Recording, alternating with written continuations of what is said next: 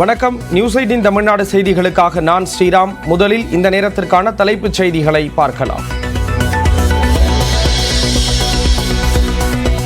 செந்தில் பாலாஜிக்கு எதிரான சட்டவிரோத பண பரிவர்த்தனை வழக்கில் முதன்மை அமர்வு நீதிமன்றம் சாட்சி விசாரணையை தொடர அனுமதி. விசாரணையை ஆகஸ்ட் 28ஆம் தேதிக்கு தள்ளி வைத்தும் சென்னை உயர்நீதிமன்றம் உத்தரவு.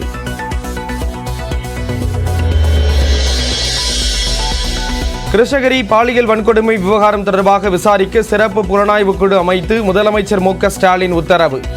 60 நாட்களுக்குள் குற்றப்பத்திரிகை தாக்கல் செய்ய ஆணை.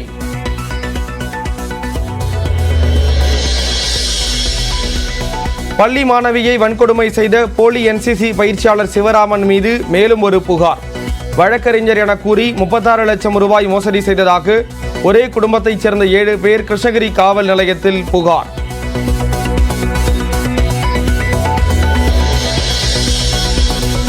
சாத்தூரில் நெடுஞ்சாலைத்துறை தோண்டிய பள்ளத்தில் கை குழந்தையுடன் விழுந்த பெண்.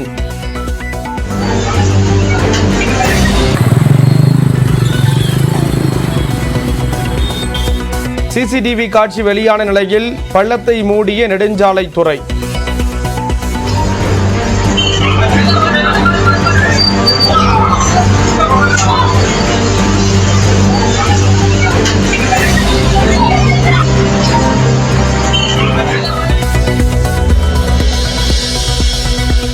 கரூர் மாவட்டம் குளித்தலை அருகே பள்ளியில் குடிநீர் குழாய் மீண்டும் உடைப்பு. வளாகத்தில் 6 போல் தண்ணீர் தேங்கி மாணவர்கள் அவதிக்குள்ளானதால் அரசு பள்ளிக்கு 2 நாட்கள் விடுமுறை.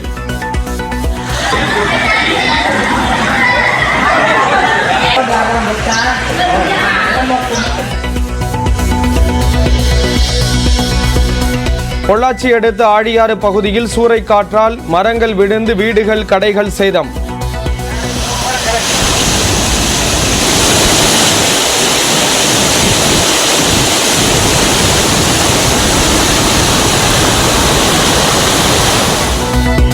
கவி அருவியில் வெள்ளப்பெருக்கால் சுற்றுலா பயணிகள் குளிக்க தடை.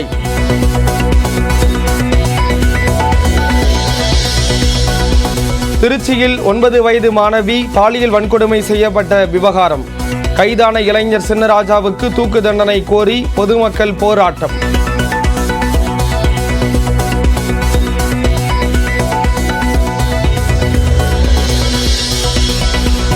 நீலகிரி, திருப்பூர் உள்ளிட்ட 12 மாவட்டங்களில் இன்று கனமழைக்கு வாய்ப்பு. திருப்பத்தூர், சேலம், நாமக்கல் மாவட்டங்களிலும் இன்று கனமழை பெய்யும் என கணிப்பு.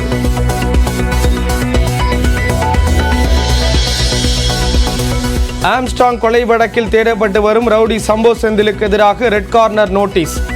வேறு நாடுகளில் பதுங்கியிருந்தால் பிடிக்கும் வகையில் இன்டர்போல் உதவியுடன் நடவடிக்கை.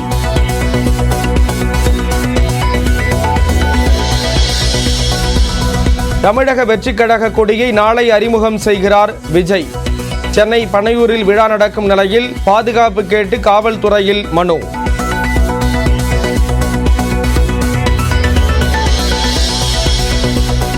$17,600 கோடி ரூபாயில் புதிய திட்டங்களை தொடங்கி வைத்த முதலமைச்சர் மு.க. ஸ்டாலின் 51,000 கோடி ரூபாய் முதலீட்டிலான திட்டங்களுக்கு அடிக்கல் நாட்டிய நிலையில் 1 லட்சம் பேருக்கு வேலை கிடைக்க வாய்ப்பு.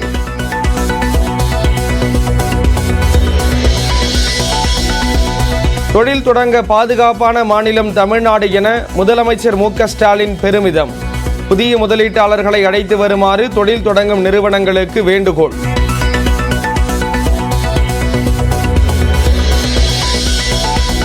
திருவள்ளூர் மாவட்ட ஆவின் பால் பண்ணையில் கன்வேயர் பெல்ட்டில் சிக்கி தலை துண்டிக்கப்பட்டு இறந்த பெண். பாதுகாப்பு வசதி இல்லாததே காரணம் என எதிர்க்கட்சித் தலைவர் எடப்பாடி பழனிசாமி கண்டனம்.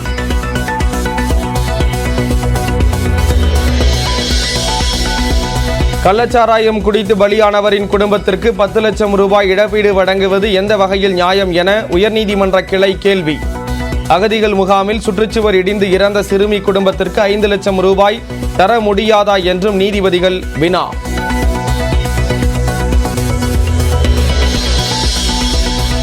திருப்பத்தூர் அருகே கனமழையால் வெள்ளத்தில் மூழ்கிய தரைப்பாலம். ஆபத்தான முறையில் ஆற்றை கடந்து செல்லும் பொதுமக்கள்.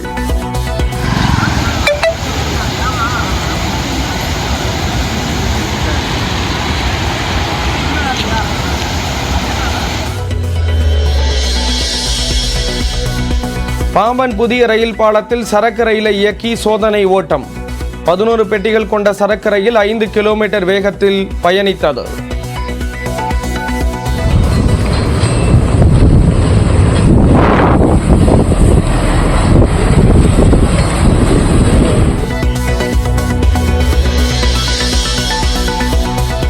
அண்ணாமலையை பற்றி பேசினா மீம்ஸ் போடுவீங்க. மதுரையில் முன்னாள் அமைச்சர் செல்லூர் ராஜு விமர்சனம். அது மீம்ஸ் மாதிரி போடுவீங்க.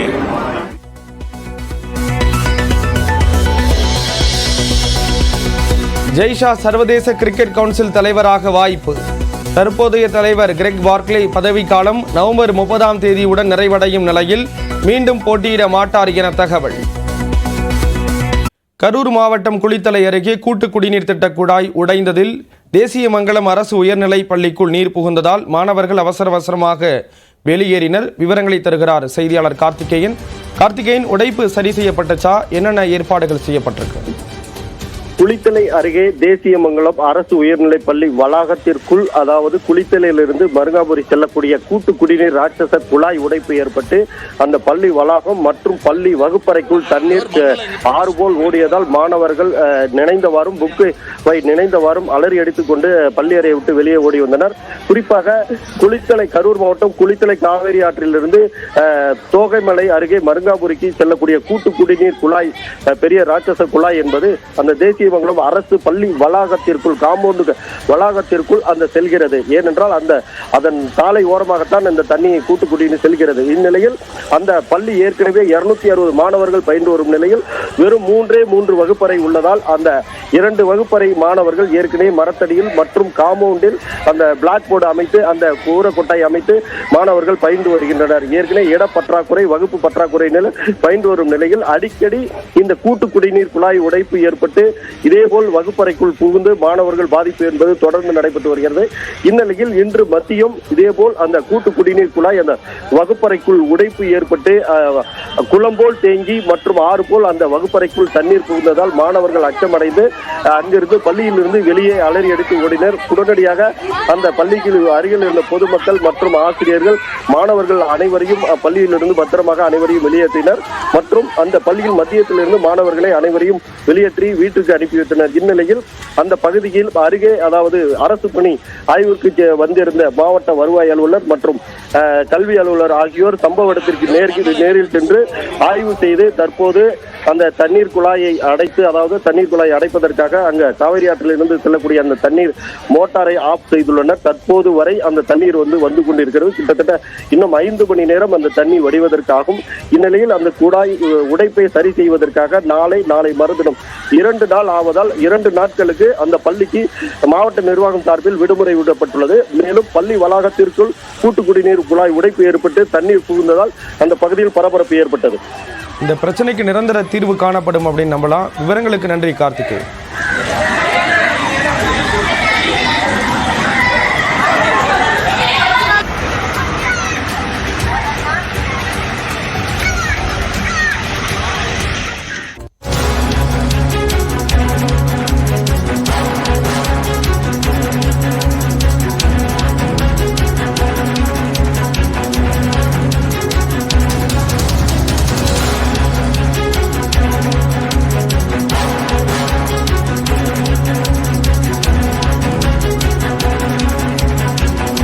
சிறுவனுக்கு கால் அகற்றப்பட்டிருந்த நிலையில் அந்த மருத்துவமனையின் அங்கீகாரம் ரத்து செய்யப்பட்டிருக்கிறது.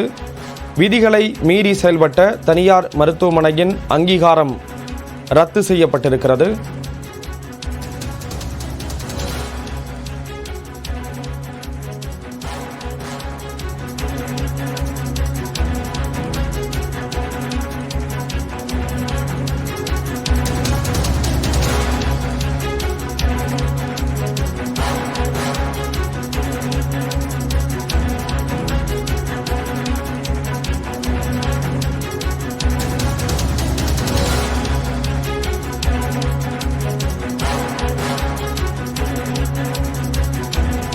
விதிகளை மீறி செயல்பட்டு வந்ததால் நடவடிக்கை எடுக்கப்பட்டிருக்கிறது. மருத்துவமனையினுடைய அங்கீகாரம் ரத்து செய்யப்பட்டிருக்கிறது. விவரங்களோடு செய்தியாளர் ரகுவரன் இணைகிறார். ரகுவரன், விவரங்களை பதிவு செய்யலாம்.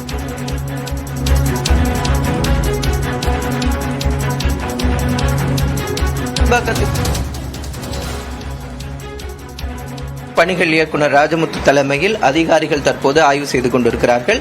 இந்த மருத்துவமனையில் கடந்த ஏப்ரல் மாதம் சிகிச்சை பெற்ற சிறுவனுக்கு கால் நீக்கப்பட்ட விவகாரத்தில் புகார் எழுந்த நிலையில் தற்போது அந்த மருத்துவமனையை தற்போது அதிகாரிகள் ஆய்வு செஞ்சுட்டு இருக்காங்க. சார், எந்த போன்ற நடவடிக்கை எடுத்திருக்கீங்க சார்? நாங்கள் இப்போ தற்காலிகமாக ஒரு இதுக்கு மேலே அவங்க புறநோயாளிகளை பார்க்கக்கூடாது, இருக்கக்கூடிய உள்நோயாளிகளை பக்கத்தில் இருக்கக்கூடிய மருத்துவமனைகளுக்கு ஷிஃப்ட் பண்ண சொல்லி நாங்கள் அறிவுரை வாங்கிட்டு இருக்கோம். சார், அந்த பையனுக்கு சிறுவனுக்கு சிகிச்சை கொடுத்ததுல என்ன தவறு இருந்திருக்கு சார்? அது சிஸ்டமிக் லைசிஸ்னு ஒரு ட்ரீட்மெண்ட் இருக்குது, அதை அவங்க ட்ரை பண்ணியிருக்கலாம், அதை செய்யலை. ரெண்டாவது இவங்க எது செஞ்சாலும் சரி, எந்த ப்ரொசீஜர் பண்ணாலும் அந்த பேஷண்ட்டுடைய அவங்க அட்டெண்டர்ஸ், அவங்க அம்மாவுக்கு அப்பாவுக்கும் இதை பற்றி விவரமாக எடுத்து சொல்லணும். எடுத்து சொல்லி இதனுடைய பின்விளைவுகள் இப்படி வந்திருக்கலாம் அப்படிங்கிற அந்த விஷயத்தையும் அவங்கள்ட்ட சரியான முறையில் எடுத்து சொல்லவில்லைனாலையும் இவங்ககிட்ட சரியான வசதிகள் இல்லை அந்த ப்ரொசீஜர் செய்கிற அளவுக்கு. அதனால் இவங்க பார்ட்டில் கொஞ்சம் மிஸ்டேக் இருந்ததுனால நாங்கள் அடுத்த நடவடிக்கை இது எடுத்துருக்கிறோம். இப்போ என்னென்ன சார், 7 நாளில் விளக்கம் கொடுக்கணுமா எப்படி சார்? அவங்க அப்பீலுக்கு வரலாம். அப்பீலுக்கு கொடுத்தோம்னா அதை திரும்ப கன்சிடர் பண்ணி இருக்கக்கூடிய குறைபாடுகள்லாம் சரி பண்ணி எங்கள்கிட்ட மேல்முறையீடு செஞ்சாக்கா நாங்கள் அதை கன்சிடர் பண்ணுவோம். ஓகே சார், நன்றி சார். இது போன்ற இந்த சிறுவனுக்கு அதாவது கால் நீக்கப்பட்ட விவகாரத்தில் புகார் எழுந்த நிலையில் தற்போது அந்த மருத்துவமனையில் அதிகாரிகள் ஆய்வு செஞ்சுட்டு இருக்காங்க. 7 நாட்களுக்குள்ள உரிய விளக்கம் கொடுக்க வேண்டும் அப்படின்னு சொல்லிட்டு இந்த மருத்துவமனைக்கு தற்போது விளக்கம் கேட்டு நோட்டீஸ் கொடுக்கப்பட்டிருக்கிறத நம்ம பார்க்க முடிகிறது. ராம், விதிகளை மீறி செயல்பட்டு வந்ததால் நடவடிக்கை எடுக்கப்பட்டிருக்கிறது. மருத்துவமனை மீது சிறுவனுக்கு கால் அகற்றம் செய்யப்பட்டிருந்த நிலையில் உரிய அனுமதி இல்லை என்ற ஒரு குற்றச்சாட்டு முன்வைக்கப்படுகிறது. அதன் காரணமாக மருத்துவமனையினுடைய அங்கீகாரம் ரத்து செய்யப்பட்டிருக்கிறது. தொடர்பான விவரங்களை கொடுத்தீங்க, நன்றி ரகுவரன்.